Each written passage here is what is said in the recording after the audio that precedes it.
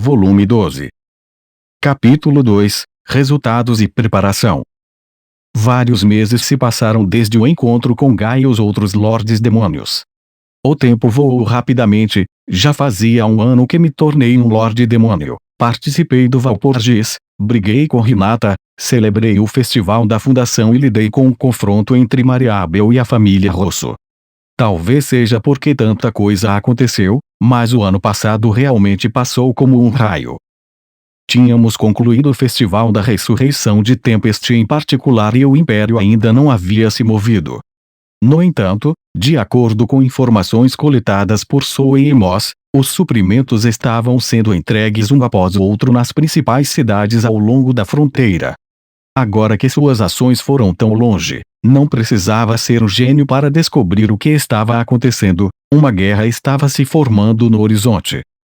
Uma vez que conflito armado era quase certo, a triagem de humanos e monstros entrando em Tempest começou a ser estritamente aplicada. Não seríamos capazes de dar as boas-vindas a ninguém, quer queira quer não, apenas aventureiros autorizados, comerciantes e aqueles com referências ou outras credenciais teriam o direito de entrar. Era uma precaução para se proteger contra espiões, mas havia outra razão também, para separar os participantes. Nem todos os visitantes do nosso país eram humanos e as habilidades dos indivíduos variavam amplamente. Muitos dos estranhos não eram civilizados e, se os aceitássemos em grande número, não seríamos capazes de acompanhá-los. Afinal, não havia como impedir os idiotas de ficarem loucos, apesar de proibir estritamente os combates na cidade. Nós tínhamos barreiras por esse motivo exato, mas ainda era difícil impedir completamente o uso de magia. Essas eram as diferenças drásticas entre uma cidade povoada por humanos e uma cidade com monstros. Assim, consultamos Gazel e decidimos seguir o exemplo do Reino dos Anões. Decidimos educar os participantes um pouco sobre as regras de nosso país no momento de sua entrada. Era disso que se tratava a inspeção de entrada, pois para quem desejava migrar para o nosso país, uma preparação mais formal era uma prioridade. Montamos um local separado e dedicado para que eles pudessem comparecer. Só depois de aprenderem como as coisas funcionavam em nosso país é que foram admitidos. Os homens de Xion eram os mais adequados para este trabalho, já que podiam lidar até mesmo com as pessoas mais violentas e colocá-las em seus lugares. Esse sistema continuaria no futuro, pois também ajudava a detectar espiões do Império. No momento da inspeção, os visitantes foram selecionados e questionados sobre o motivo da visita. Impedir o influxo de pessoas que não tinham dinheiro era uma forma de evitar problemas desnecessários. Havia muitas pousadas normais perto do Coliseu, mas as pessoas que as usavam não eram muito ricas. As acomodações para a classe alta tornaram-se muito luxuosas na capital Rimuru. Assim, os nobres e mercadores ricos, bem como as pessoas que chegavam de férias, eram conduzidos a hotéis de alta classe. Embora alguém possa argumentar que as memórias não têm preço, eu não tolero tal sofisma. Meu objetivo era fazer com que os turistas desfrutassem de suas férias com o espírito de você consegue o que paga. Os preços variavam de 30 moedas de prata por noite para hóspedes comuns a 1 moeda de ouro ou mais para comerciantes ricos e nobres de classe baixa. Mas essencialmente não havia limite máximo, já que tínhamos até quartos preparados que custavam 10 moedas de ouro ou mais. Espere, porque estou anunciando. Bem, foi assim que segmentamos as coisas. Eu queria fazer de Tempest um ponto turístico importante, então temos tentado nosso melhor para anunciar nossa cidade, presenteando vouchers em pousadas de alta classe para comerciantes que fizeram grandes negócios conosco e para aqueles que venceram o 10º andar do labirinto. Nossa estratégia foi bem recebida pelos desafiadores do labirinto. A excelente qualidade amplamente conhecida de nossa comida foi um grande motivador. Só as refeições custam mais de 10 moedas de prata. Considerando que você poderia ficar em uma pousada barata por apenas 3 moedas de prata, você poderia achar que isso era absurdamente caro. No entanto, pode-se desejar se dar ao luxo de vez em quando, e algumas pessoas certamente tiveram esse tipo de dinheiro por desafiar o labirinto. Como anfitriões, era nosso trabalho oferecer lugares para esse tipo de pessoa a gastar dinheiro também. Falando nisso, limpar o andar 10 do labirinto foi equivalente a um grupo derrotando uma aranha negra, um monstro de classificação B, em outras palavras, uma equipe de aventureiros de nível C mais ou superior. Se uma pessoa pudesse derrotar uma aranha negra sozinha, ela teria que ser classificada como B ou superior. Portanto, não tive escrúpulos em conceder a esses aventureiros os privilégios correspondentes. Além disso, se você olhar através das lentes de um pequeno país, eles seriam fortes o suficiente para serem contratados como cavaleiros. Se você fosse classificado como bem na Associação da Liberdade, poderia ser recrutado em qualquer país. Ao reconhecer sua posição dessa forma, eles naturalmente prestariam mais atenção à sua própria conduta. Além disso, se eles fossem aventureiros de classificação B, provavelmente possuíam uma quantia decente de dinheiro. A mesma lógica aplicada aos desafiadores do labirinto. O grupo de Elaine em particular parecia pobre, mas as exceções provam a regra. Em qualquer caso, não havia uma segunda chance para os encrenqueiros. A área de alta classe era cercada por um fosso e fortemente protegida. Foi explicado a todos que seriam proibidos de voltar a entrar uma vez que fossem expulsos. Como ninguém ficou chateado ao ouvir isso, parecia que nossa estratégia de construção de imagens públicas foi um insucesso. Os mercadores, sendo mercadores, vinham em massa para negociar por armas e artefatos fabricados em Tempest. Também havia aqueles que realizavam transações de alto valor, então havia muitos indivíduos ricos. O número de clientes aumentou gradualmente ao longo do tempo, mesmo sem distribuirmos vouchers de acomodação. As armas e armaduras forjadas pelos discípulos de Kurobei e o artesanato dos discípulos de Dode eram de grande renome entre os mercadores que as compraram devido à sua qualidade incomparável. No entanto, algo que eu não esperava eram comerciantes que compravam secretamente equipamentos descobertos nos baús de tesouro dentro do labirinto. Eu tinha sentimentos confusos sobre isso, mas estávamos tomando cuidado para não deixar nada perigoso escapar por entre nossos dedos, então decidimos monitorar a situação por enquanto. Cada vez que algum de nossos itens era vendido em outros lugares, nossa reputação aumentava ainda mais. Talvez como resultado disso, o número de clientes regulares tenha aumentado recentemente. O boca a boca foi realmente impressionante. Você pode se perguntar por que estávamos fazendo tudo isso com a ameaça de guerra se aproximando, mas a guerra era uma questão totalmente separada para si mesma, e essa era outra.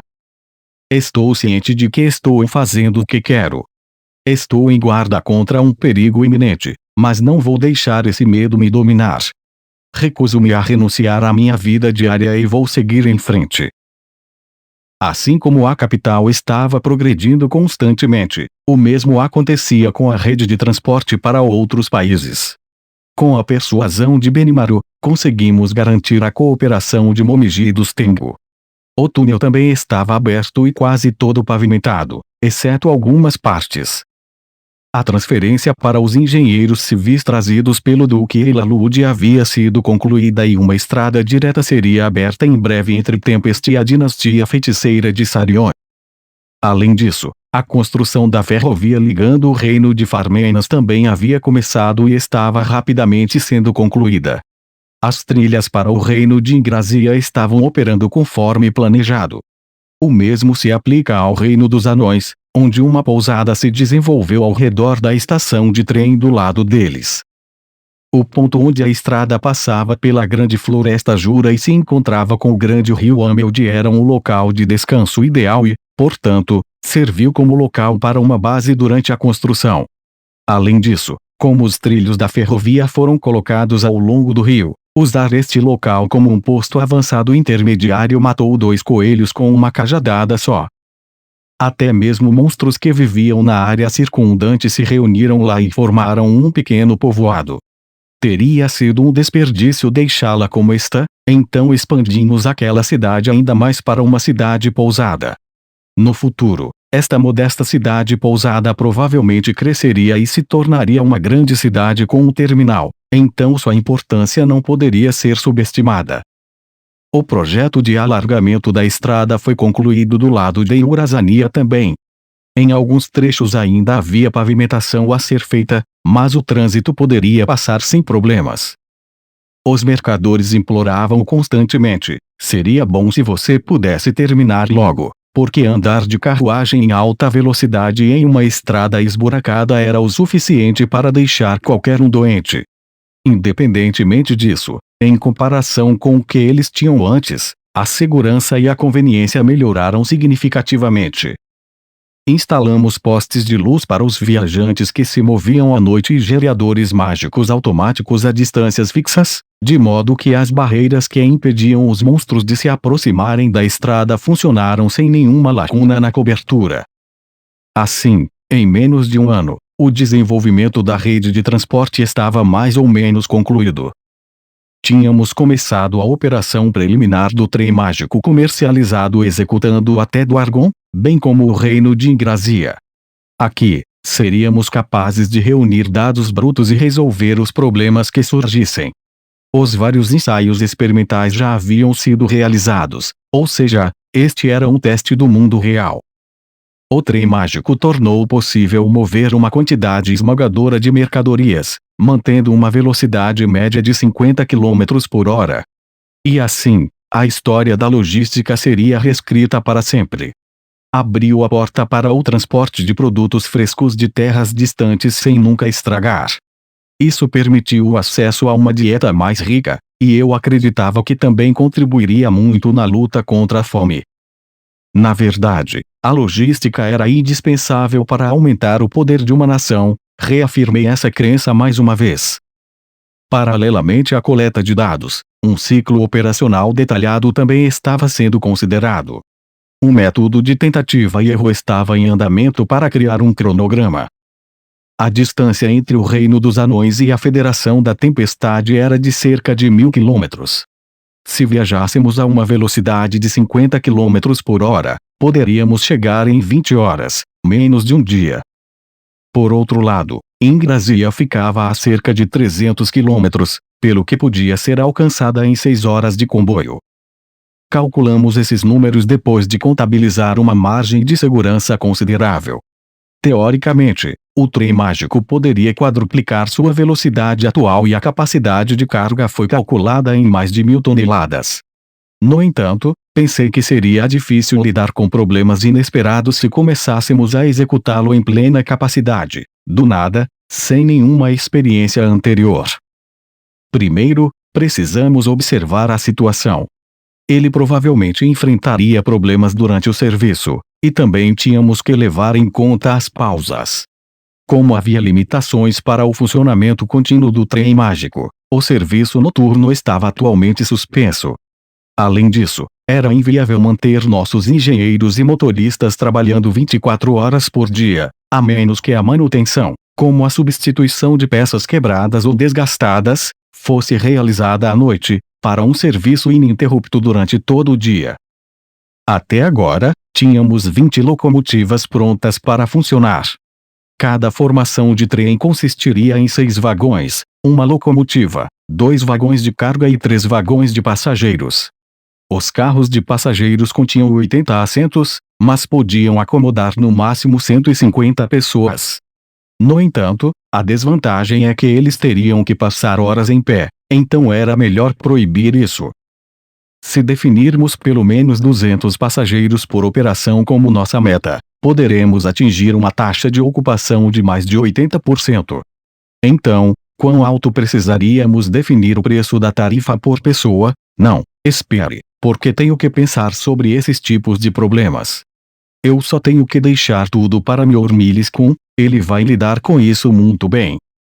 Era apenas uma questão de tempo até que o trem se tornasse totalmente operacional e, à medida que ganhamos mais experiência, senti que poderíamos abarrotar apenas mais algumas pessoas, para aproveitar ao máximo cada trem.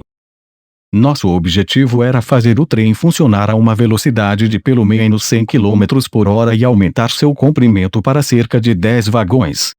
Isso não era um sonho, mas um fato que logo se tornaria realidade.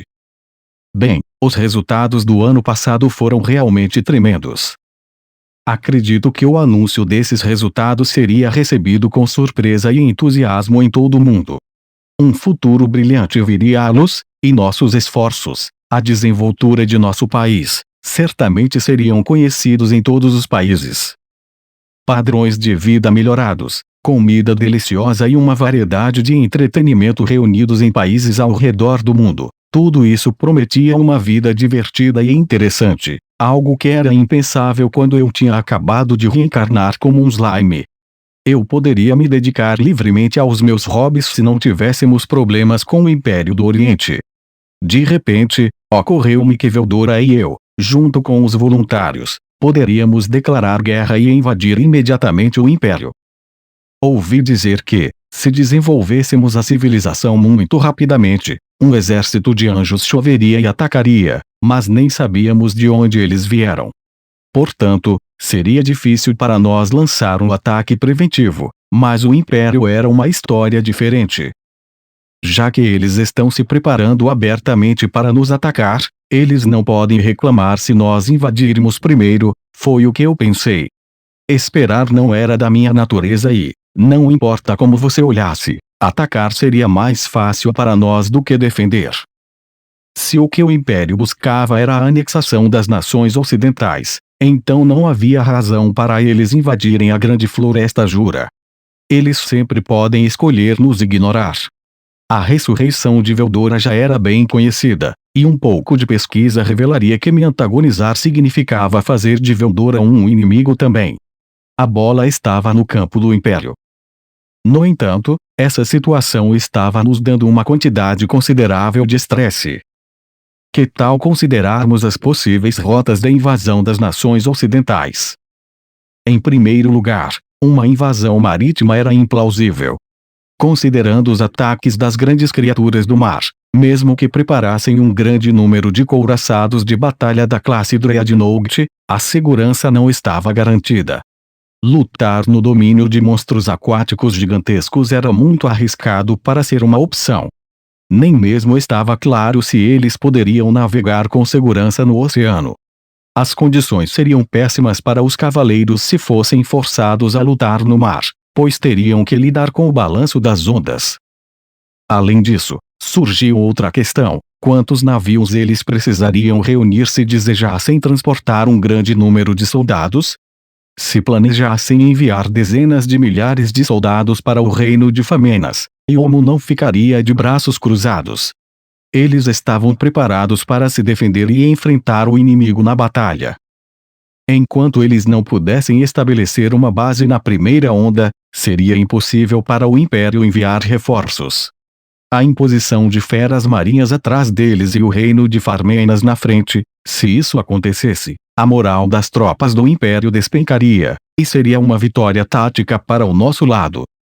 Assim, outra questão surgiu: ignorando Famenas, eles poderiam usar uma abordagem diferente para invadir o norte de Ingrazia. A conclusão foi que também seria um desafio. A fronteira norte de Ingrazia era o playground dos demônios. Gai não parecia muito interessado em manter seus subordinados sob controle, e os homens de Testarossa agora estavam no comando de sua defesa. Era um campo de batalha constante para os beligerantes e, se o Império invadisse, eles poderiam esperar se tornar um alvo de oportunidade? Portanto, um ataque via mar era inviável. Em seguida, você teve que considerar uma invasão de terra. Eles precisavam fazer uma rota através do reino dos anões ou cruzar o ninho dos dragões nas montanhas Kanaat. Este último apresentava um risco muito grande, então seria descartado como uma opção. Afinal, marchar a uma altitude superior ao Monte Everest seria suicídio, independentemente de quão bem preparado você estivesse. Seria impraticável para eles treinar soldados comuns em especialistas em alpinismo e, mesmo que o fizessem, um grupo de dragões, que eram monstros de classificação A, estaria esperando por eles. O bom senso ditou que ninguém seria estúpido o suficiente para escolher esse caminho. Então, que tal passar pelo reino dos anões? Quando essa possibilidade foi apontada pelo rei da sabedoria Rafael São, Renata investigou em meu lugar, e ela confirmou que era teoricamente possível para um grande exército passar. No entanto, Gazel não era alguém que permitiria isso, e se o Império forçou sua passagem, então eles precisariam lutar contra o reino dos anões antes que pudessem enfrentar as nações ocidentais. A invasão do reino dos anões foi tão imprudente quanto parecia. A nação armada dos anões, que declarou neutralidade, tinha um exército permanente altamente treinado para garantir sua segurança. Seus armamentos, que faziam uso de suas proezas tecnológicas, eram simplesmente excepcionais, e dizia-se que os anões não tinham soldados fracos entre eles. Para começar, com base em sua topografia, o reino dos anões foi construído como uma fortaleza. Se eles apenas protegessem suas entradas, eles poderiam evitar qualquer ataque, mesmo um de um exército enorme. Oriental, Ocidental e Central, entre essas três entradas, se o Império invadisse, eles escolheriam o Oriental ou Central. O Oeste estava conectado ao reino de Farmenas, então eles não precisariam se preocupar com isso. Oriental era o mais perigoso e em risco, uma vez que compartilhava uma fronteira com o Império, mas como esperado, Gazel estava preparado. Ele estava concentrando a maior parte de suas forças nesta área para ficar de olho nos movimentos do Império. Se algo acontecesse, eu planejava responder rapidamente ao seu pedido de ajuda, e o reino dos anões também estava seguro nas mãos de Gazel. Esta era a situação atual em torno de nosso país. No final, achei que a única opção do Império era passar pela Grande Floresta Jura. Antes do meu encontro com Benimaru, que se tornou uma rotina diária, eu repassei os mesmos planos mais uma vez. Caso optassem pela rota da Grande Floresta Jura, que defendíamos, era óbvio que o maior obstáculo, do ponto de vista do Império, era a existência de Veldora. Eles não tentariam um ataque frontal, então provavelmente tentariam enganar Veldora preparando uma unidade isca. Com isso em mente, tive que considerar a configuração defensiva de nosso país. Havia 3 rotas possíveis para iniciar operações militares dentro da Grande Floresta Jura. No entanto, um deles era adjacente ao território de Dwargon. Se o Império ignorasse nosso aviso e viesse invadir, o reino dos anões e nosso exército poderiam pegá-los com um ataque de pinça. O Império definitivamente estaria ciente de como essa opção era perigosa, então acho que não há problema em definir um nível de alerta mais baixo. Era mais provável que o Império atacasse usando uma das 2 rotas restantes. Mas é tão simples assim? Não foi uma boa ideia dividir suas forças ao enfrentar um grande inimigo, para que pudéssemos posicionar Veldora de um lado e nosso exército completo do outro. Se usarmos essa tática, devemos ser capazes de lidar com o Império, mesmo que eles preparem uma força diversiva. Mesmo eu, que não era de forma alguma um especialista em assuntos militares, poderia formular algo assim. Portanto, eu tinha minhas dúvidas de que os soldados profissionais iriam para a guerra com uma estratégia tão simples. Havia também a possibilidade de que o Império estivesse nos olhando com desprezo, pensando que, com um exército esmagadoramente grande, eles poderiam nos pisar, independentemente de Veldora ou de nosso exército de monstros. Por outro lado, talvez eles utilizassem uma estratégia dissimulada em vez de nos enfrentar de frente. Por exemplo, eles poderiam usar o exército regular como isca e iniciar uma guerra de guerrilha com tropas de elite em pequenos grupos. E se eles se dividissem em unidades do tamanho de um pelotão para se infiltrar na floresta e depois se reagrupassem em outro lugar? Nesses casos, seria impossível monitorar todas as trilhas secundárias ao longo da floresta. Se desdobrássemos descuidadamente uma força de reconhecimento, dependendo da escala do inimigo, ela poderia voltar para nos assombrar. Exatamente como o que Renata tinha feito antes se um pelotão de tropas de nível cavaleiro sagrado fosse despachado. Se levássemos essa perspectiva em consideração, não haveria tropas suficientes para cobrir todas as possíveis incursões. Era arriscado se movermos para interceptar o Império depois de determinar seu objetivo, então eu queria evitar isso o máximo possível. E se perdêssemos a iniciativa, havia a chance de cair em uma posição irrecuperável. Embora estivéssemos tentando estar vigilantes por esse motivo exato, o cerne da questão era que não podíamos ler os movimentos do Império. Na guerra, quanto mais imprevisível você for, maior será a vantagem que você tem sobre seu oponente. Muitas vezes, fazer um movimento inesperado seria o suficiente para garantir uma vitória. Como resultado, tivemos que considerar todos os cenários possíveis. Sem uso, minha mente está girando. Fiquei irritado quando esses pensamentos borbulharam. Não seria realmente melhor atacar primeiro? Ou melhor, tentar uma blitzkrieg, no momento em que o Império declarasse guerra, não seria a resposta correta? Uma vez que não podíamos garantir que o Império se moveria de acordo com nossas previsões, era inútil nos alongarmos mais sobre este assunto. Não importa quantas vezes eu pensei sobre isso, senti que lançar um ataque preventivo era a coisa racional a fazer, em vez de esperar que um oponente fizesse seu movimento. Não seríamos oprimidos por preocupações e poderíamos tomar a iniciativa. Bem, eu não vou fazer isso. Não importa quanto tempo eu refletisse, a resposta perfeita não cairia do céu. Foi inteligente ser flexível sobre essas coisas. Em outras palavras, tocar de ouvido. De alguma forma, parecia legal e dava a impressão de um homem capaz. Certo, vamos fazer isso. Tendo chegado à minha conclusão usual, peguei os bolinhos de creme que Sean havia preparado. Todo esse pensamento difícil me deu um desejo por doces. Embora alguns afirmem que você ficaria doente por ter muito da mesma coisa, isso nunca aconteceria comigo. Bem, se isso já aconteceu comigo, eu devo reconsiderar. E comê-lo sozinho é injusto. Enquanto eu estava curtindo meus bolinhos de creme com o chá preto de Xion, Benimaru finalmente chegou. Estávamos no meu escritório. Ele se atrasou um pouco para o nosso encontro, que de alguma forma havia se tornado uma rotina. Ele deve ter estado extremamente ocupado, visto que era responsável pelos preparativos de guerra contra o Império. Reclamar sobre o atraso teria sido muito mesquinho da minha parte. Que? Ajuda-lo? Não tenho ideia do que você está dizendo. Se você não é um especialista, é melhor deixar isso, eu sei, é terrivelmente conveniente para mim dizer. Xion, sirva um pouco de chá preto para Benimaru também. Entendido. Benimaru parecia ter ficado traumatizado com a culinária de Xion e, como resultado, sempre tinha uma expressão cautelosa. Estava tudo bem se fosse apenas chá preto, mas ainda assim, sua atitude cautelosa nunca desapareceu, muito típica dele. Obrigada. Nada como alguns doces para você começar de novo. Bem, que bom que temos açúcar de sobra.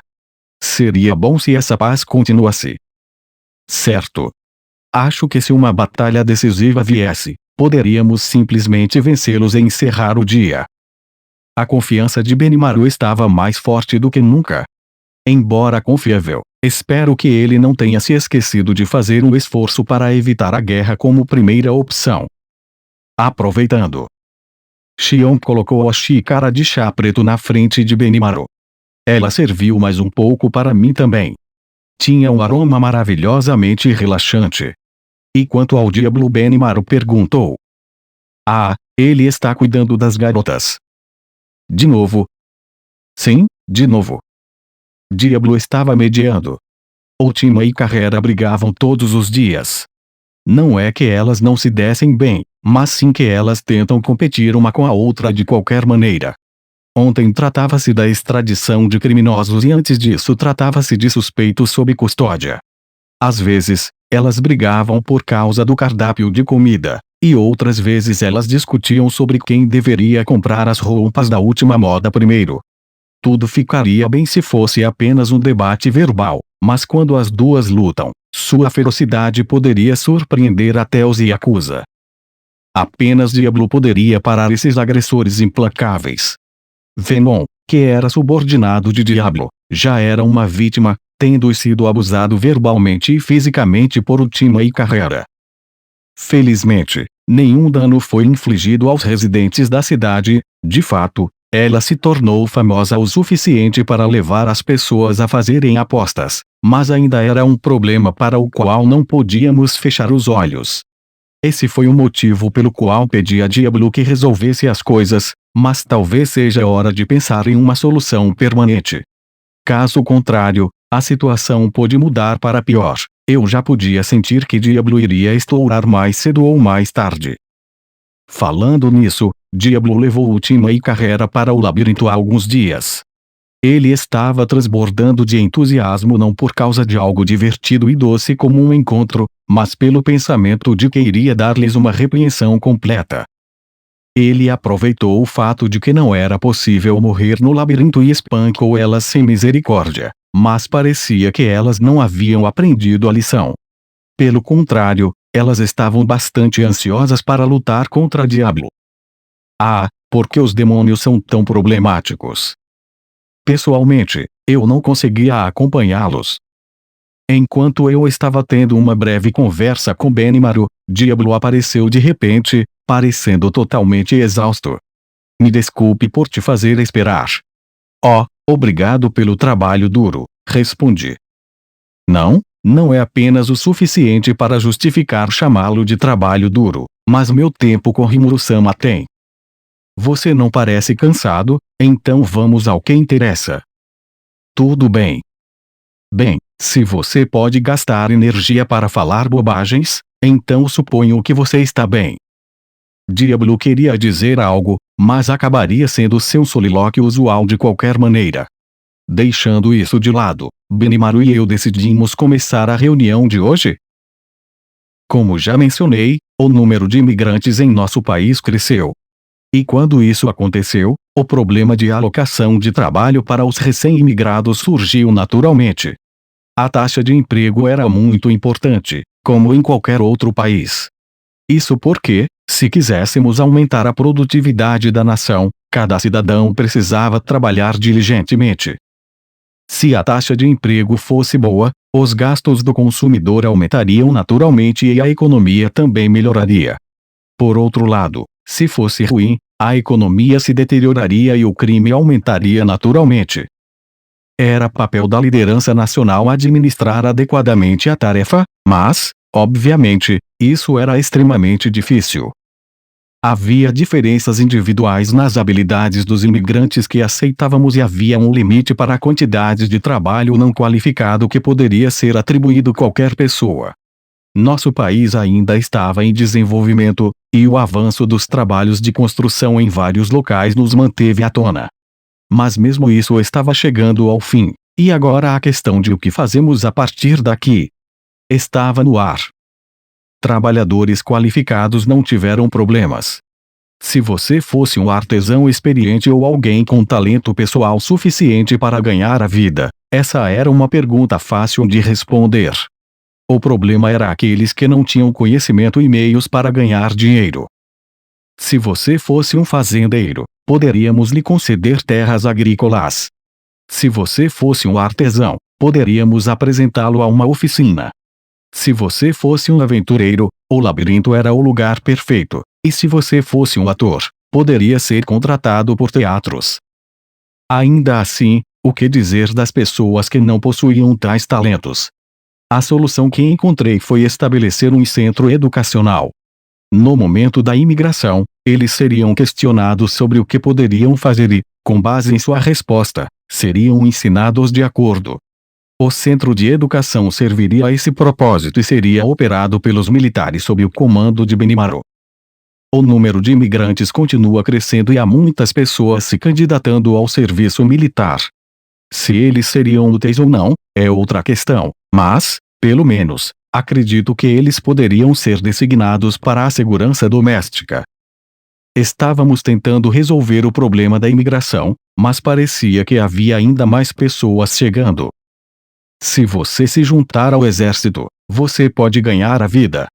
Você também pode aprender habilidades gratuitamente e até mesmo conseguir um emprego. Esse era o boato que estava se espalhando.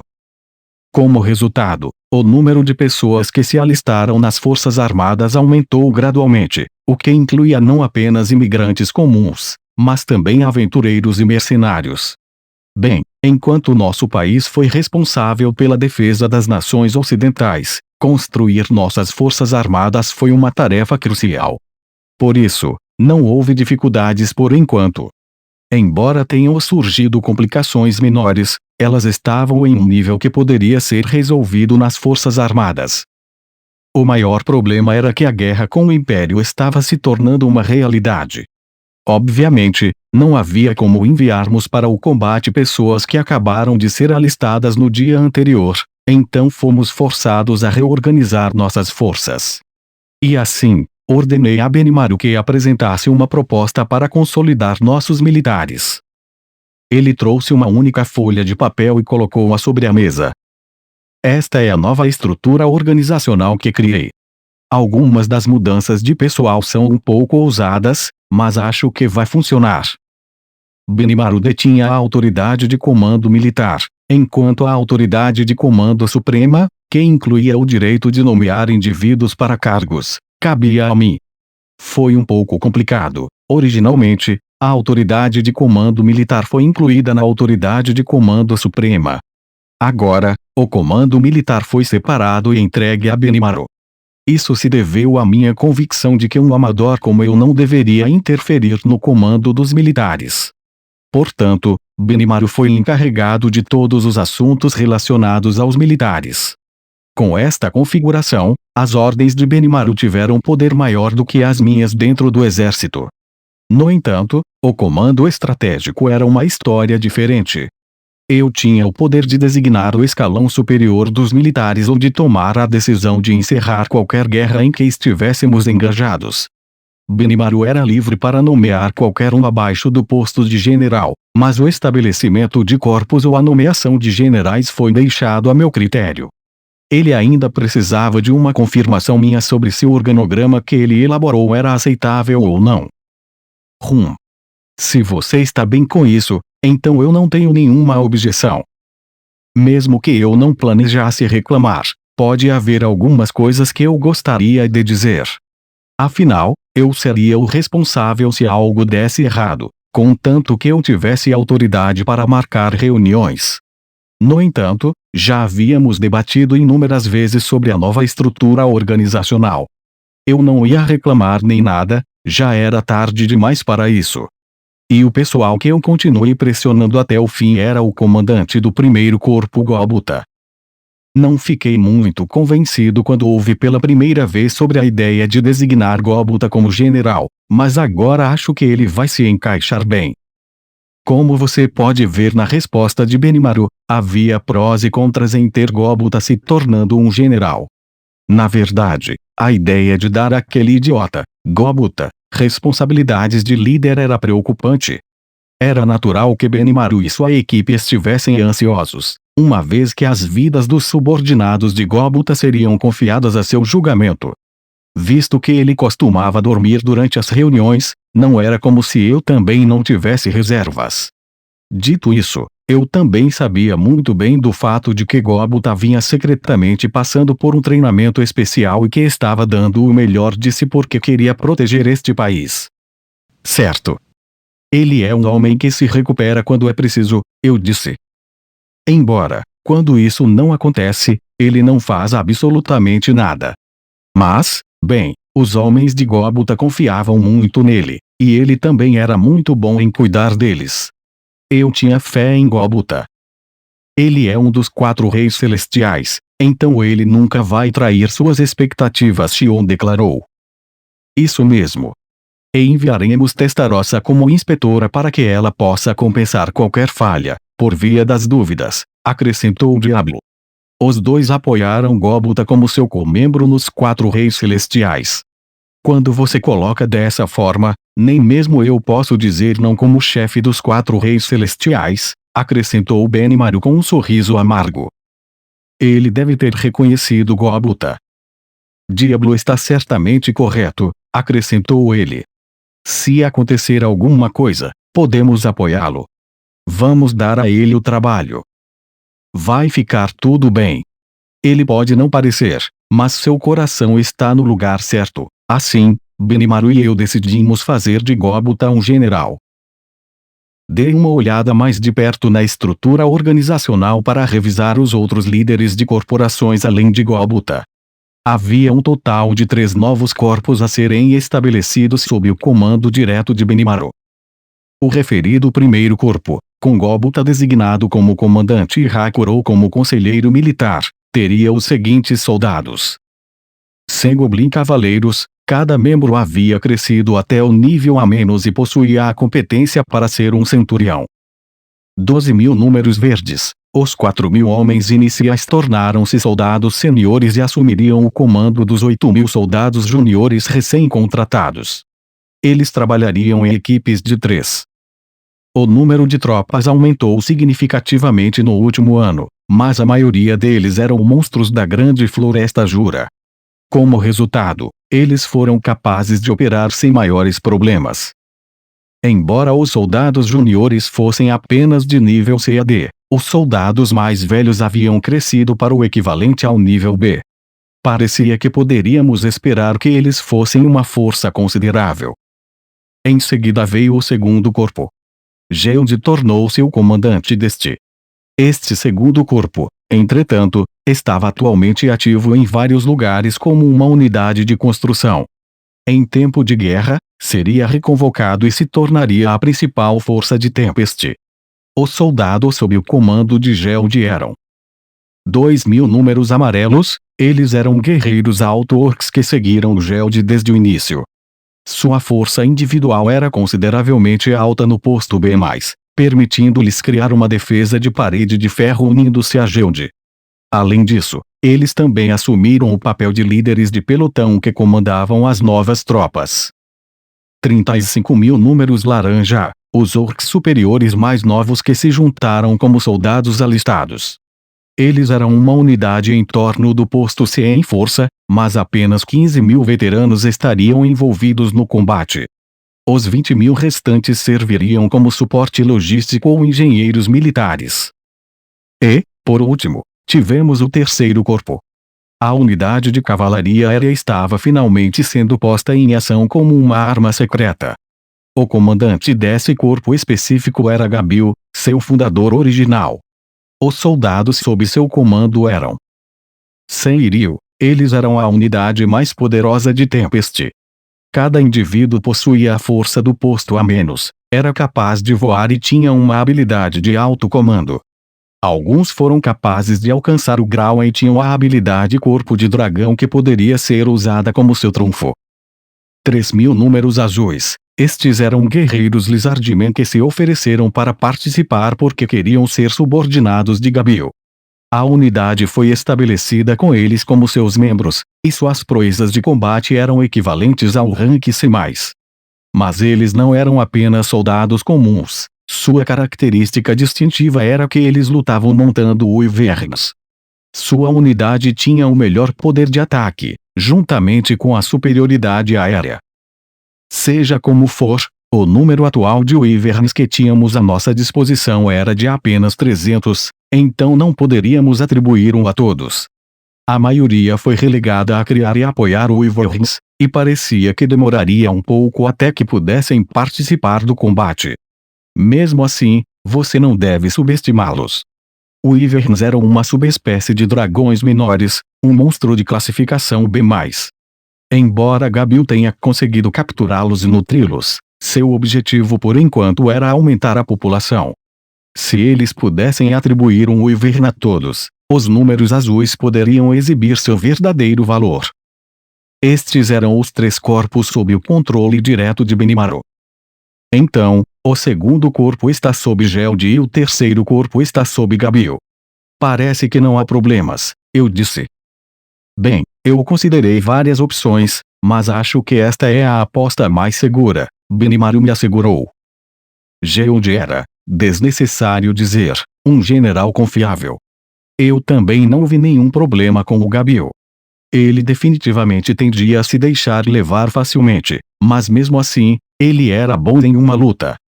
Seu desempenho em batalhas simuladas foi excelente, e ele chegou ao ponto em que Benimaru o reconheceu como um rival. Seu pensamento estratégico estava um pouco mais fraco, mas suas decisões táticas mais do que compensaram essa deficiência. Ele tratava bem seus subordinados e sabia quando recuar. Ele era, sem dúvida, uma pessoa talentosa em que se podia confiar como general. Quanto a estes, são os mesmos de antes. Benimaru trouxe um pedaço de papel diferente. 3 unidades foram listadas lá. Os guarda-costas pessoais de Benimaru, Kurenai, eram compostos por 300 homens. Liderada pelo posto Agobua, era uma unidade de elite cheia de lutadores ferozes, todos classificados A- e acima. Eles também serviam atualmente como Estado-Maior-Geral. Foi só depois que os vi em treinamento de combate, mas achei que Gobua e os outros eram equiparados a alguém como Geomudi, que já fora um magin de alto nível, se não mais forte. Se levarmos em consideração a proficiência, havia alguns membros do esquadrão que eram iguais ao rank A. Alguns deles podiam até derrotar um cavaleiro sagrado 1 a 1, então calcular a força geral desta unidade era complicado. Os critérios para a força de um monstro quase sempre eram decididos pela quantidade de magias. Como os monstros nascem fortes, eles não têm o conceito de proficiência. No entanto, além de seu poder físico inato, os monstros de nosso país passaram por treinamento militar. Parece que esse treinamento os ajudou a adquirir ainda mais força de combate. Não achei que estava superestimando-os, mesmo que você os considerasse fora do lugar ou acima dos critérios normais. Em primeiro lugar, se apenas olharmos para a anomalia Hakurou, foi o suficiente para provar que eu estava certo. As pessoas desta unidade eram soldados ferozes que haviam suportado o treinamento infernal de Hakurou. Eles foram extraordinariamente bem treinados. Em segundo lugar nessa lista estava a unidade de inteligência, Dark Shadow, que Souei comandava, consistia em pelo menos 100 homens. Havia muitos mistérios em torno deste grupo, e como eles estavam sob o controle total de Souei, poucos sabiam de sua existência. Mas, pelo que eu sei, eles eram consideravelmente fortes. Souka e seus 4 subordinados, que eram os oficiais comandantes, eram classificados como A. Vários deles eram ainda mais perigosos.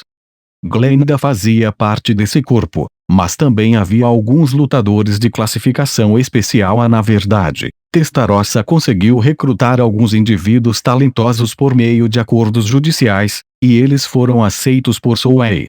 Eles eram Jarar, o líder do grupo de mercenários dos apóstolos de Verte, e Ain, um portador do espírito que aparentemente havia servido sob seu comando.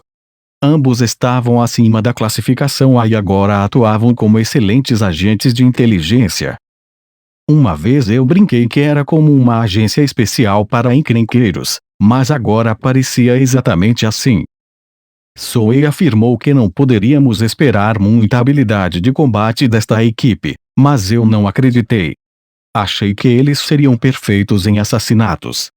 Quer dizer, o grupo possuía várias pessoas acima do nível A, então eu queria perguntar a ele de que bobagem ele estava falando. Eu me perguntei o que Souei desejava alcançar. Rumores de que era uma unidade assustadora eram, de certa forma, inevitáveis. Finalmente, havia os Yomigairi, que estavam sob o comando de Shion, eles totalizavam 100 homens. A peculiaridade desse grupo era que eles não eram fáceis de matar, teimosamente. Eles supostamente receberam um treinamento incrivelmente severo que utilizou suas terríveis habilidades de regeneração e se tornou tão forte quanto o rank B+. Considerando o fato de serem originalmente classificados como C, seu crescimento foi o maior. Eles tiveram um bom desempenho na batalha contra a Ordem dos Cavaleiros Sagrados, e alguns deles podem até mesmo quebrar seu teto e chegar ao grau A. Embora eu achasse que a unidade mais forte agora era o Iryu, se houvesse um time que pudesse dar a volta por cima e reivindicar esse título, seria definitivamente o Yomigairi de Shion. E esta unidade, de acordo com o organograma de Benimaru, deveria ser meus guarda-costas. Eu não gostei disso, mas a ideia de abusar de sua quase imortalidade, ganhar tempo agindo como isca, foi a principal razão pela qual eles receberam esse papel. Essencialmente, se alguma coisa acontecesse, eu poderia usar um Yomigairi como isca e escapar. Shion explicou com bastante orgulho. Caso você esteja se perguntando, mesmo que eles sejam tecnicamente meus guarda-costas, eles não precisam seguir nenhum dos meus comandos. Eles eram um grupo que existia apenas para me proteger, então eles estavam estritamente proibidos de fazer outras coisas, independentemente das minhas ordens. Portanto, mesmo se eu gritasse para eles não fazerem isso, eles ficariam felizes em se sacrificar por mim. Foi extremamente preocupante. Embora, se eu pedisse a eles para fazer algumas tarefas triviais, eles aceitariam prontamente. Provavelmente foi uma boa ideia não contar nada disso a Shion. Em momentos como esses, era melhor colocar uma fachada para esconder o que eu realmente sentia. A propósito, Shion tinha mais uma unidade não divulgada que não estava na lista. Embora oficialmente fosse um segredo, era mais um segredo aberto hoje em dia. Foi uma unidade autoproclamada que seguiu Shion? Eles deveriam ser seus guarda-costas, mas na realidade, era simplesmente um fã-clube. O número exato de membros era desconhecido. Não pensei que houvesse mais de 1000 pessoas, no máximo. Como não era uma unidade oficial, eles estavam fora da jurisdição de nosso país. Não sabemos quantos deles existem, nem suas habilidades, realmente vai ficar bem. Seria bom, desde que ninguém morresse. Shion os estava educando secretamente, então sua força também era desconhecida. Parecia que os filhos de Dagruel estavam trabalhando duro como capitães, e alguns aventureiros com experiência em combate também se juntaram ao grupo. Pode chegar um momento em que eles serão úteis no futuro, mas por agora, eu estava mais ansioso do que esperava. Definitivamente, não era uma unidade que pudéssemos enviar para a linha de frente. Era natural que Benimaru não os tivesse listado em seu organograma. Devolvi a folha para Benimaru. Eu não tenho nenhum problema com isso. Parece que aumentamos nossas forças, mas, no que me diz respeito, não há mudanças para essas unidades. Acho que podemos deixar isso para trás com segurança. Eu concordo. Tenho orgulho do fato de que os Kurenai são tropas que eu criei com minhas próprias mãos. Soei e Shion certamente se sentiriam da mesma maneira, então não incluirei suas unidades no organograma. Shion concordou com a cabeça depois de ouvir o que Benimaru disse. Eu não tinha objeções, então dei minha permissão dizendo, por favor, faça isso. Todos queriam a unidade que eles próprios treinaram à mão. Na verdade, não havia necessidade de adicionar o Iril de Gabil à nova estrutura. Foi apenas algo que ele sugeriu a si mesmo.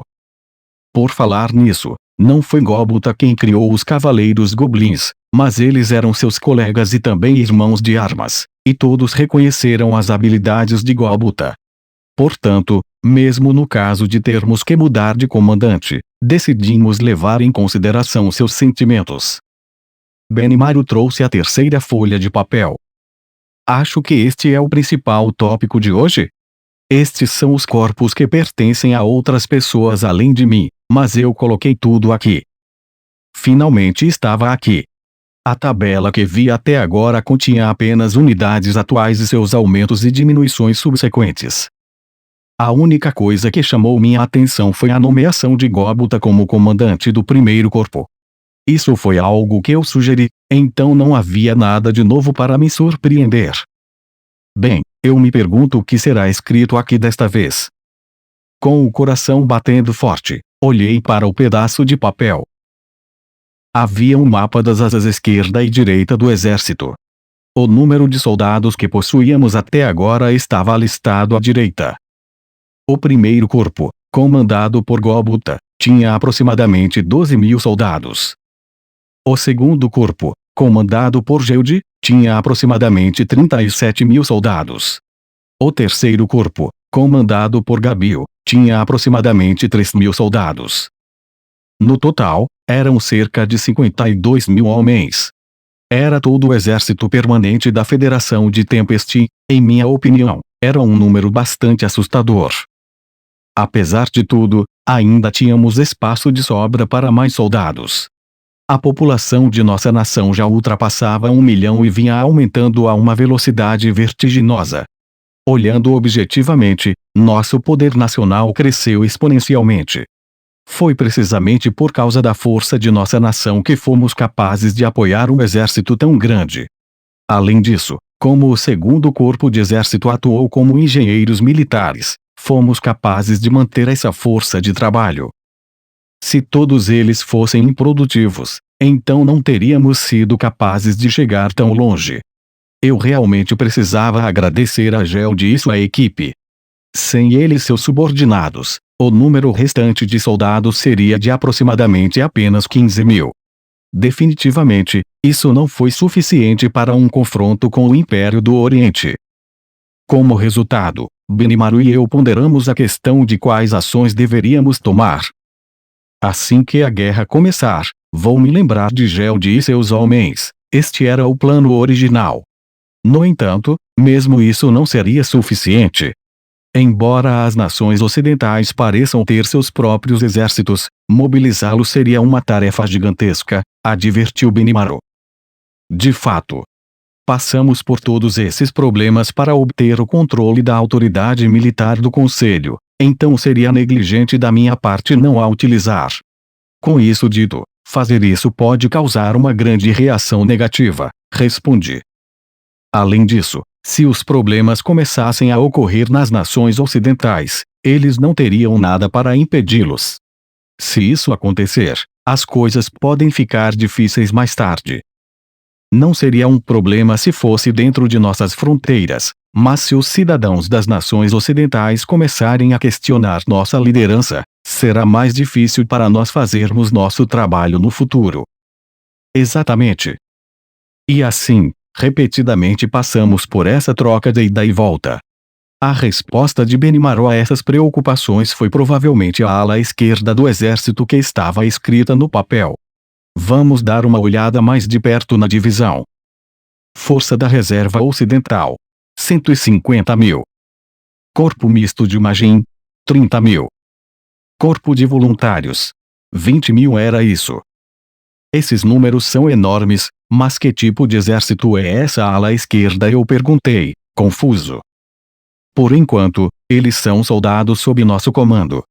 O referido exército que pertence ao Conselho de Estados do Oeste é a Força de Reserva do Oeste. Ao contrário dos exércitos de cada nação individual, este é contratado diretamente pelo Conselho, ou melhor, em grande parte contratado por meio de nosso financiamento. Certamente foi esse o caso, já que o Conselho nos concedeu autoridade militar, o que conferiu ao nosso país o direito de dar ordens às forças do Conselho. Eu sabia disso, mas por que o número é tão alto então? O exército que pertencia ao Conselho existia por uma questão de formalidade. Além disso, consistia principalmente de cavaleiros e soldados trazidos de cada um dos países membros do Conselho. Havia apenas cerca de 1000 deles, e suas funções eram principalmente supervisionar a segurança do local do Conselho na capital de Ingrazia. Em princípio, cada membro das nações ocidentais tinha seu próprio exército e era responsável por sua própria segurança. Não havia necessidade de manter um exército completo, pois os casos em que o Conselho realmente precisasse mobilizar seus militares eram extremamente raros. Foi por esse motivo que nos entregaram o comando militar sem pensar duas vezes. Embora o motivo pelo qual eu queria a autoridade militar não tivesse nada a ver com lidar com situações de emergência em primeiro lugar. Era simplesmente para estabelecer pistas para que cada nação tivesse acesso ao trem mágico. Teria sido um aborrecimento obter a aprovação de cada um apenas para despachar os engenheiros de Tempest. Se realmente houvesse alguma emergência, nossa nação enviaria tropas para lidar com a situação. Com base nesta consideração, enviei os soldados sob o Conselho de volta para seus próprios países. Isso também aconteceu porque tínhamos decidido estabelecer uma força de segurança com a condição de que nossa nação financiasse toda a operação. Para conseguir isso, limitei o recrutamento apenas da população local, pois provavelmente seria mais reconfortante se os soldados fossem humanos e semi-humanos. em vez de monstros. Após a dissolução do exército anterior, o novo aumentou surpreendentemente em número. De acordo com o relatório de Testarossa, rumores se espalharam como um incêndio afirmando que você poderia ganhar a vida se alistasse, o que acabou atraindo muitos recrutas. Mas o objetivo dessa força não era apenas manter a ordem pública. Porque precisaríamos de 150 mil soldados. Uma vez que todas as nações ainda mantêm seus próprios direitos jurisdicionais, estaríamos extrapolando nossa autoridade se prendêssemos os criminosos. Mesmo que a nova força fosse destinada a preservar a lei e a ordem, principalmente para a prevenção de desastres, e para ser bem franco, seu verdadeiro propósito era auxiliar a unidade de engenharia e fornecer apoio logístico. Não precisaríamos nem de mais de 10 mil, quanto mais 150 mil. Sobre o assunto, Testarossa afirmou que este foi o resultado do que as nações pediram, explicou Benimaru em detalhes. Testarossa havia assumido o controle do conselho e pressionado por uma ousada reforma estrutural. Eu estava ciente disso, mas aparentemente estava causando mais agitação do que eu esperava. No final das contas, essa reforma foi o resultado de consultas mútuas. As próprias nações teriam a iniciativa e nossa nação forneceria a tecnologia para fazer isso. Era uma espécie de AOD, assistência oficial ao desenvolvimento. O Conselho investiria fundos oficiais e nossa nação enviaria trabalhadores como um projeto nacional para qualquer país que precisasse de uma mão amiga. Contrataríamos trabalhadores locais e lhes daríamos orientação técnica e atenderíamos à solicitação do país em questão. Dessa forma, poderíamos garantir oportunidades de trabalho e salários para nós mesmos, enquanto nossos parceiros recebiam nossa assistência. Era uma situação ganha-ganha. No entanto, não existia almoço grátis neste mundo. Claro, havia mais neste sistema de suporte do que aparenta, exigia algo em troca. Por exemplo, se construíssemos uma barragem, dependendo de quanto investimos na construção, adquiriríamos um valor equivalente em direitos de água como compensação. Quanto ao assentamento dos trilhos, cobraríamos um imposto sobre a passagem do trem e receberíamos os lucros para sempre. Assim como o que havíamos feito com as estradas, seríamos responsáveis pela manutenção, mas em troca os benfeitores teriam que concordar em abrir mão de tarifas e conceder todo tipo de privilégios. Isso era definitivamente algo que um Lorde Demônio faria. Embora parecesse simpático e amigável na superfície, estava cometendo atos bastante astutos. Com isso dito, uma vez que aqueles que utilizaram nossos serviços acabariam por desfrutar de sua conveniência, eles quase não perderam nada nesta transação. Eles estavam apenas pagando tributo pelos lucros futuros que ainda não veriam. Naturalmente, eu esperava que as nações mais poderosas tentassem tomar suas próprias iniciativas. Mesmo que demore um pouco, eles podem imitar nossa tecnologia depois de verem por si mesmos. Roubando secretamente para uso próprio, eu esperava que isso fosse uma resposta normal. O que eu não esperava era. Nesse ponto de vista, muitas das nações maiores também estão exigindo que os trens estejam em operação o mais rápido possível. Em outras palavras, eles sentiram que não haveria mão de obra suficiente contando apenas com a unidade de engenharia de nosso país e, portanto, até mobilizaram aqueles que contrataram como suporte logístico. Correto. Isso não parecia ser suficiente, e é por isso que eles decidiram contratar moradores para ajudar. É por isso que o número de tropas é absurdamente alto. Dei a Testarossa total autorização como adido militar e disse-lhe para não me relatar detalhes menores ao verificar as políticas. Devido às minhas ordens, parece que isso era novidade até para Benimaru, até muito recentemente. O resultado foi esse recrutamento em massa. Isso não seria apenas cair nas mãos dessas nações. Ao nos fazer treinar seus engenheiros, eles poderiam operar mais facilmente mais tarde. Em vez de imitar tecnologias, esse era um método mais eficiente. Embora tenha sido uma abordagem bastante direta, eu realmente não me importei. Nessas circunstâncias, era natural que os líderes apresentassem um plano como esse. Além disso, os engenheiros que instruímos cresceriam e se tornariam os pilares que apoiariam esses países no futuro. Embora fosse uma pena que não pudemos manter os únicos direitos desta tecnologia para nós mesmos, seria divertido testemunhar a competição saudável de inovação tecnológica que certamente aconteceria no futuro. Aparentemente, não é isso?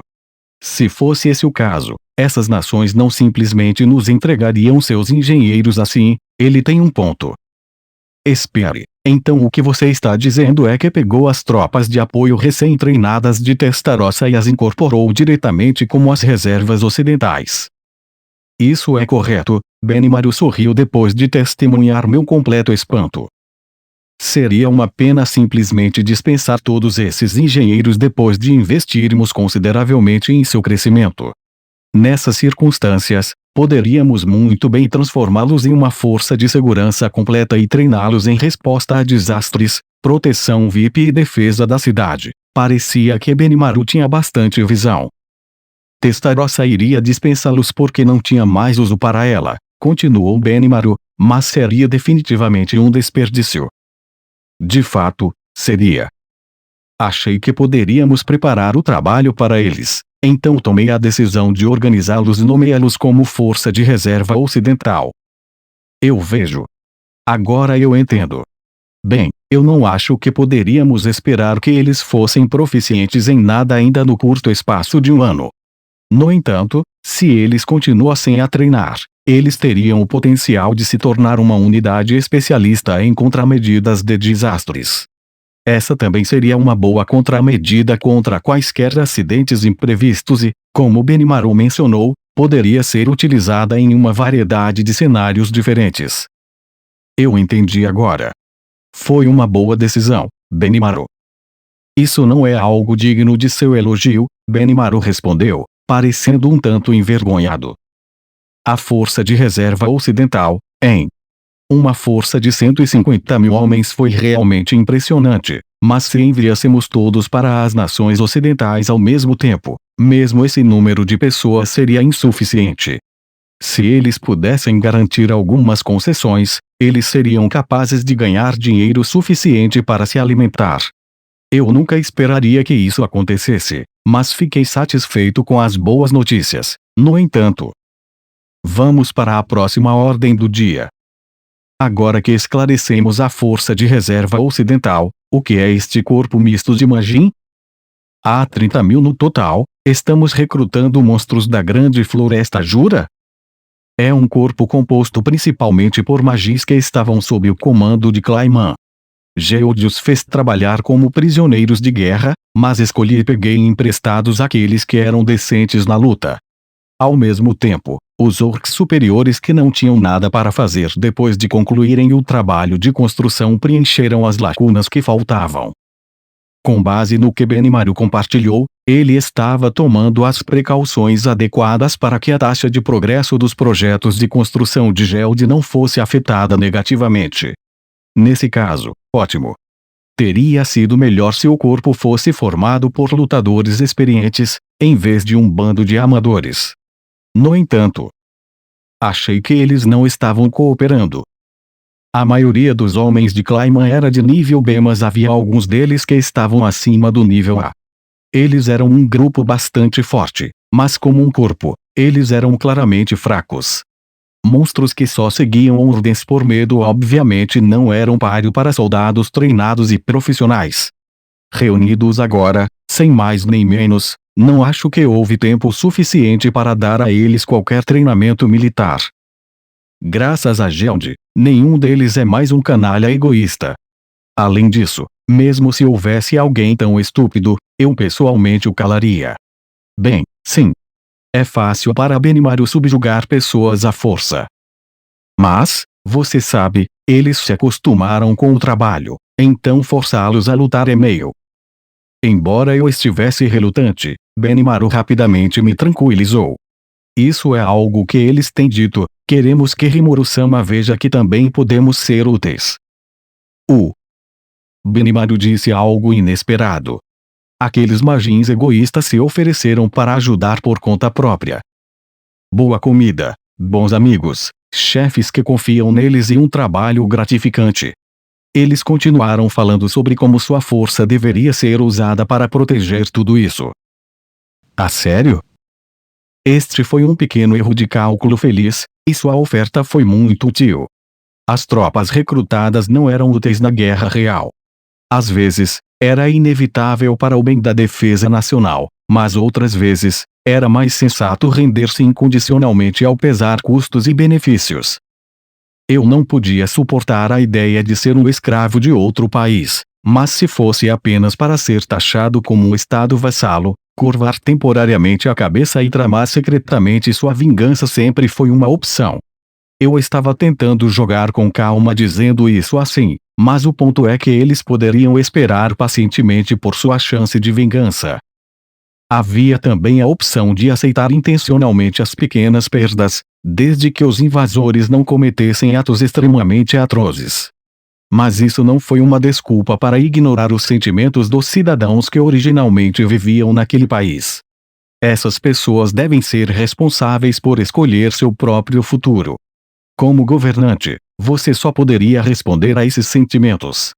Era por isso que eu achava que o recrutamento era a pior maneira de fazer isso e que o patriotismo nunca deveria ser forçado. Tempest era um país sob minha proteção.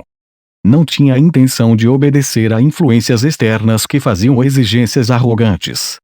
Se não tivéssemos a intenção de abrir mão de nossos direitos facilmente, sempre haveria desacordos.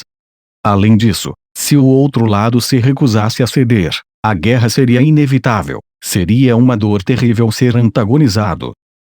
Para mim, se eles não tivessem vontade de defender seu próprio país, então eu não me importaria se eles simplesmente fugissem. Eu não deveria ter uma ideia errada sobre quem devo proteger. Era natural que minha prioridade fossem os cidadãos com quem compartilhei dificuldades desde a fundação desta nação, e não tinha a intenção de cuidar de aproveitadores que vieram depois e simplesmente insistiam em seus direitos. Se eu não tivesse ninguém para proteger, também fugiria. Nesse caso, eu simplesmente sairia e criaria um novo país em outro lugar com amigos que pensam como eu novamente.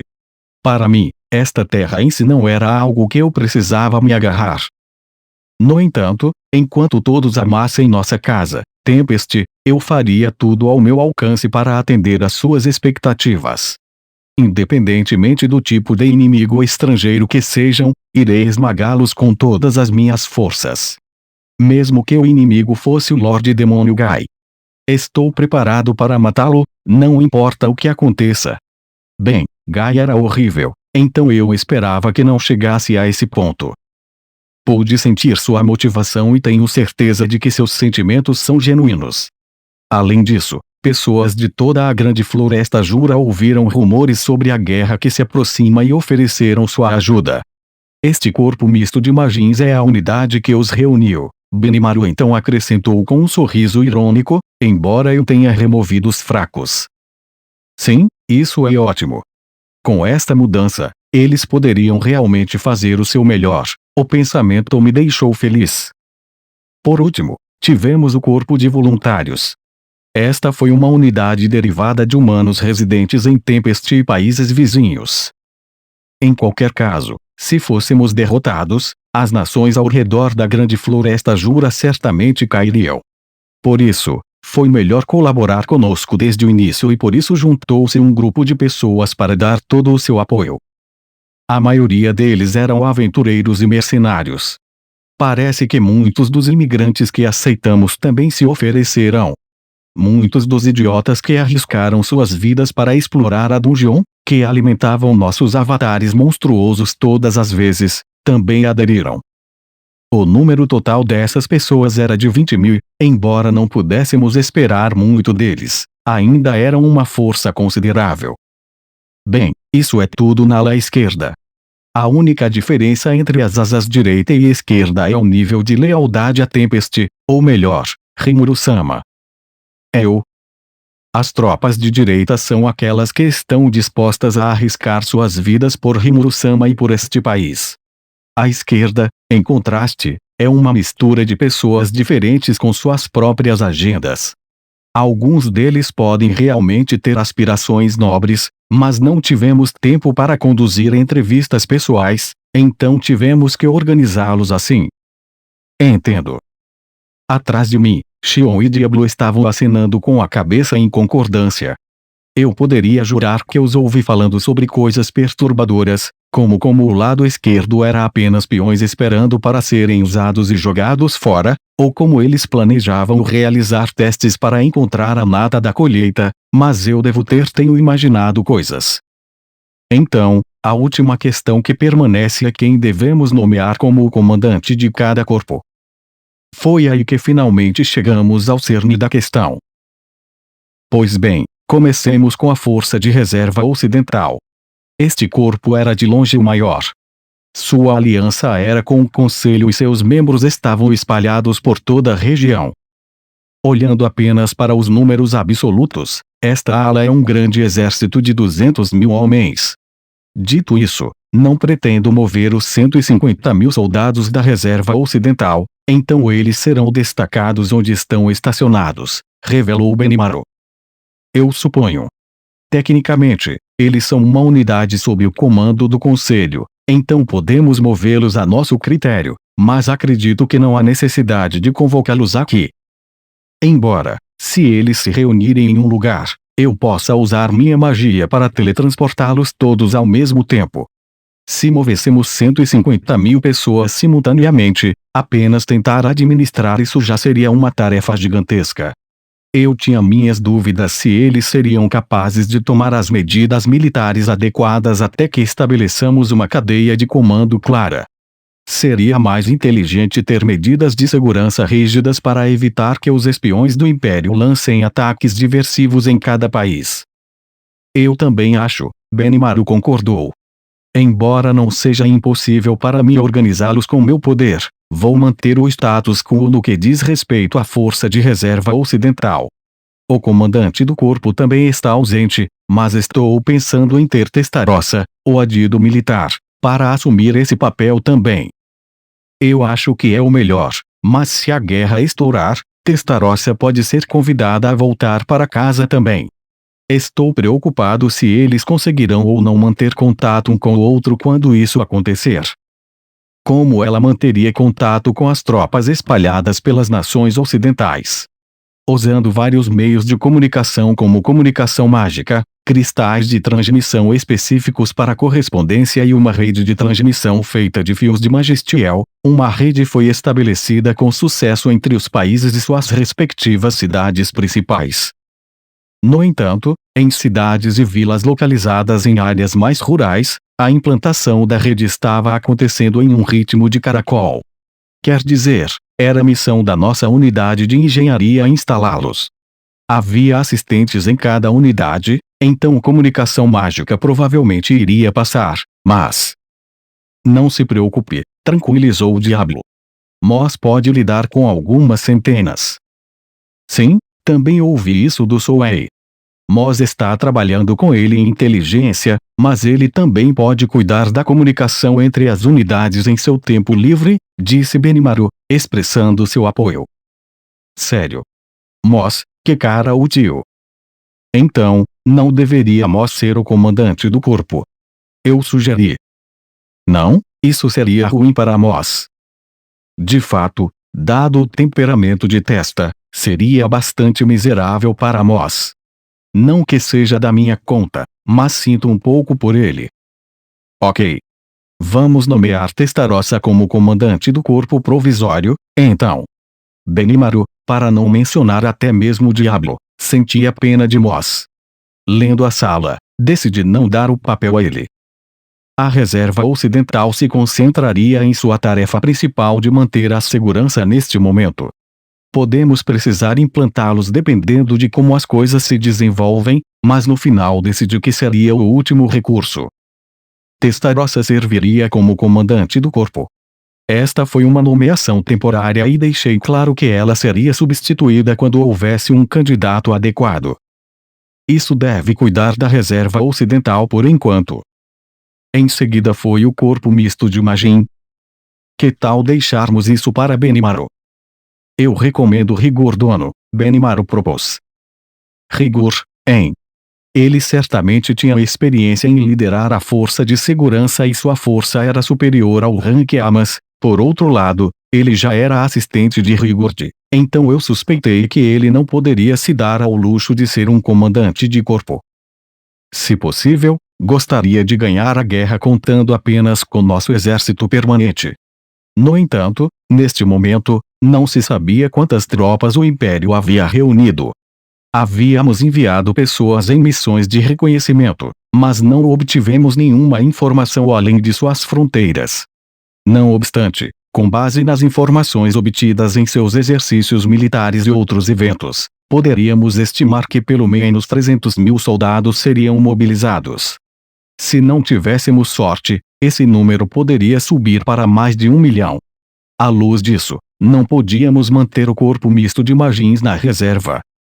Eu não estava exatamente insatisfeito com a ideia de rigor no comando, mas estava preocupado. Não importa como você olhasse para isso, enviar uma força desorganizada com quase nenhuma preparação era perigoso. Acho que prefiro deixar isso para Benimaru. Quanto a este corpo misto de Magin, vamos chamá-lo de números vermelhos de agora em diante. Selecione alguns membros de Kurenai e peça a cada um deles para liderar batalhões de 1.000 soldados. Este será o 4º corpo de exército, e Benimaru, você será o comandante do corpo e assumirá o comando direto. É vermelho porque este corpo grita perigo, entendeu? Já faz um tempo que eu não conto uma piada satisfatória de papai. Sim. Caramba, eu já posso ouvir grilos, eu provavelmente deveria manter isso para mim. Apesar de jogar piadas estúpidas na minha cabeça, de alguma forma mantive uma cara séria. Felizmente, ninguém percebeu e a reunião continuou sem problemas. Compreendo. Se for esse o caso, por favor, deixe comigo. Benimaru aparentemente antecipou este resultado e concordou sem um pingo de surpresa. Uma vez que ele tinha a habilidade única de generalíssimo em seu currículo, ele poderia facilmente compensar a falta de treinamento da unidade. Ele era a escolha perfeita para lidar com uma variedade tão aleatória de tropas. Assim, além de comandar todas as forças armadas, Benimaru também colocou os números vermelhos sob seu comando direto. Por último, tivemos o corpo de voluntários. O que vamos fazer sobre o corpo de voluntários? Eu perguntei. Esse é o problema, Benimaru respondeu com uma sobrancelha franzida. O corpo de voluntários consistia principalmente de humanos. Benimaru estava evidentemente preocupado com a possibilidade de que nomear um monstro como comandante de tal unidade pudesse despertar descontentamento desnecessário. Isso é verdade, eu concordei. Se correr o boato de que os humanos não podem progredir em um país monstro, nossa reputação será prejudicada. Quem reclama dessas coisas é um fraco e um fracasso. Não podemos esperar que eles se tornem grandes de qualquer maneira, então não há necessidade de se preocupar com isso. Não, Xion? Quer dizer, isso não está completamente errada, mas seria fácil para as pessoas acreditarem nisso se não nos conhecessem. Eu vejo. Os humanos são seres difíceis. Xion permaneceu cética, mas nossa estratégia de construção de imagem era importante. Seria ridículo se fôssemos chamados de discriminatórios por causa desse tipo de coisa, então achei que precisávamos pensar seriamente no assunto. Mas não há realmente ninguém mais adequado? Diablo perguntou. Ele estava certo, e é por isso que Benimaru estava preocupado. Você não está errado, eu disse.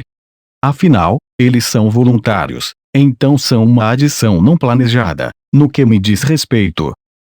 No entanto, não tirar proveito de sua oferta seria um desperdício, isso mesmo.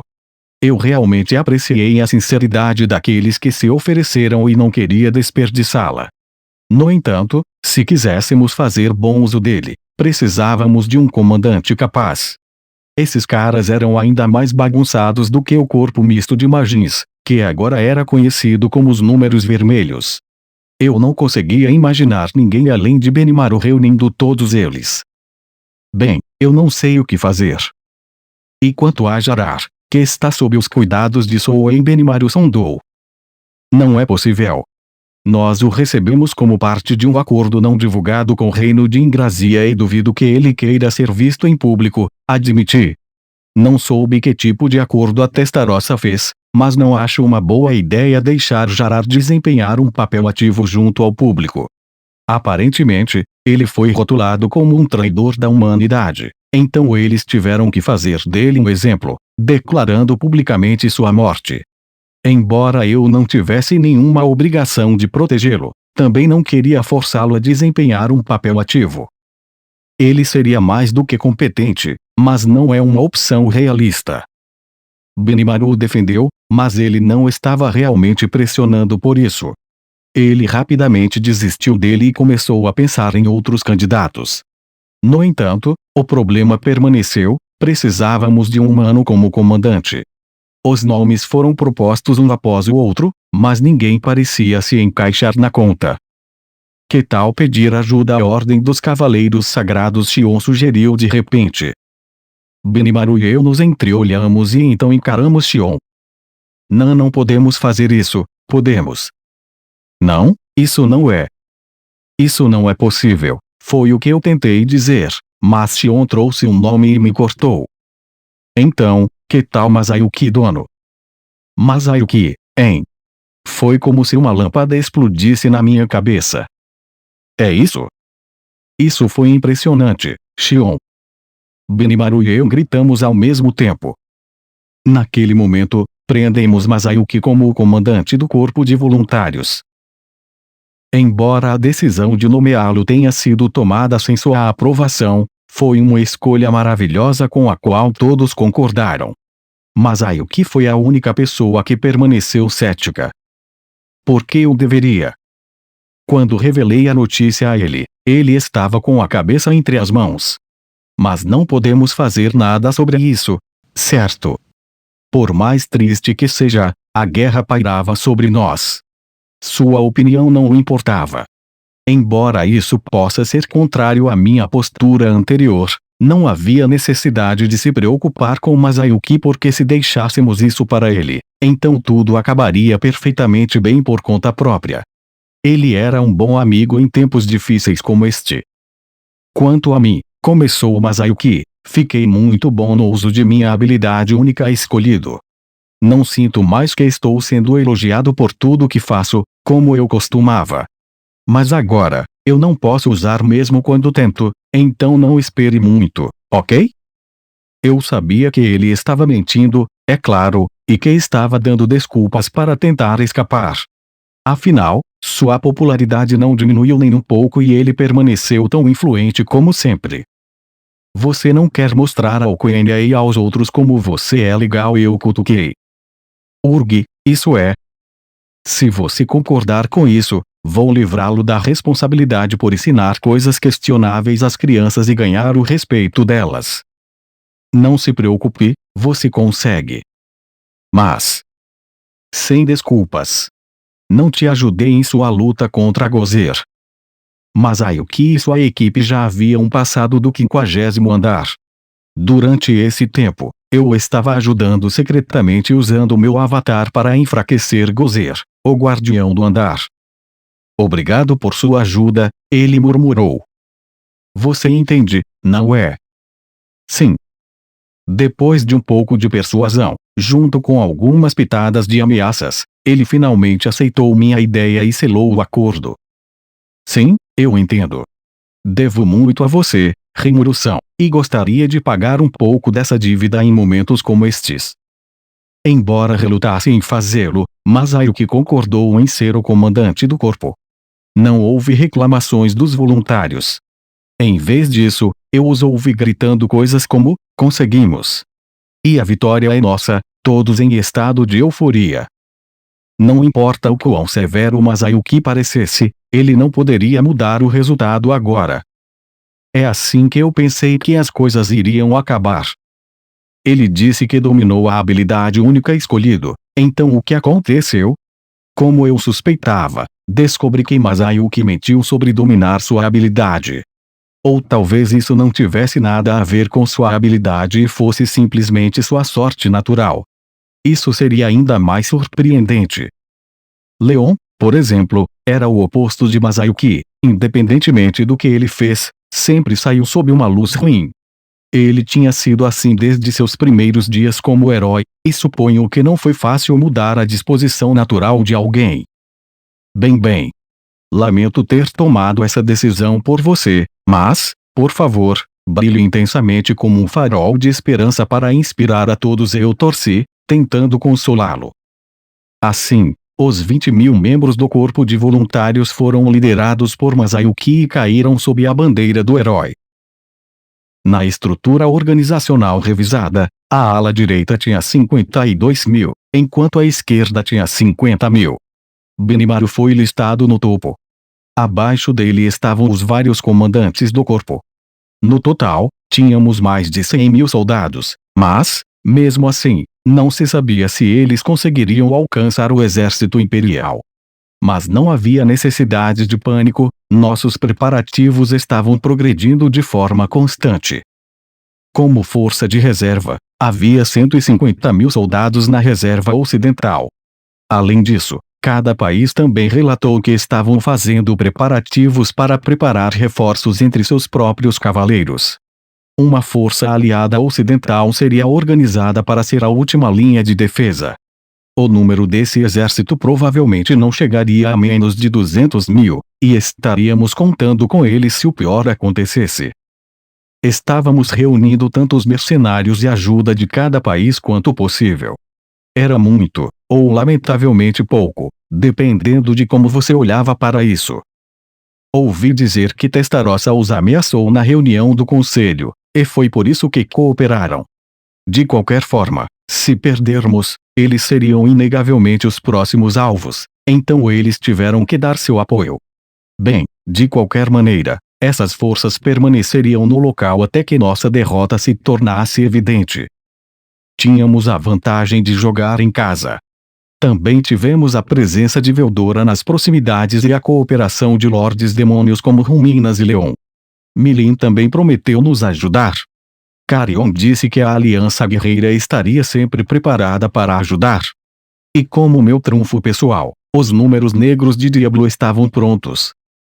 Desde que dei a Benimaru o comando de todo o exército, aparentemente eu não estava diretamente no controle de uma única unidade. Foi assim que decidimos as coisas, mas não era toda a verdade. Os números negros só aceitariam ordens de Diablo e do trio de demônios, que eram seus subordinados. Era uma unidade completamente independente do comando de Benimaru. Esta era a imagem completa. Não levamos em consideração como e o que agiria. Guerra, hein? Murmurei baixinho no meu quarto. O Império realmente queria anexar as nações ocidentais. Guy mencionou a palavra jogo. Parecia haver algum tipo de conexão, e talvez o Império tivesse algum motivo oculto perturbador. Mas mesmo se fosse esse o caso, eu não me importo com quem vem. Se eles tentarem bagunçar nosso paraíso, nós os esmagaremos. Isso foi o que eu realmente senti do fundo do meu coração. Não vou cometer o mesmo erro novamente. Eu sou um Lorde Demônio. Eu não podia me dar ao luxo de julgar mal quais eram minhas prioridades. Enquanto isso, dentro do Império Oriental, os preparativos para a guerra avançavam sem problemas, assim como em Tempest. Ou melhor, o investimento do Império no assunto foi ordens de magnitude maiores em escala e tempo, tão imenso que os dois não podiam nem mesmo começar a se comparar. Eles haviam planejado meticulosamente por um longo tempo, tudo para uma grande ofensiva. Logo, o Império estava prestes a acordar de seu sono. Os dias antes de seu avanço feroz contavam continuamente.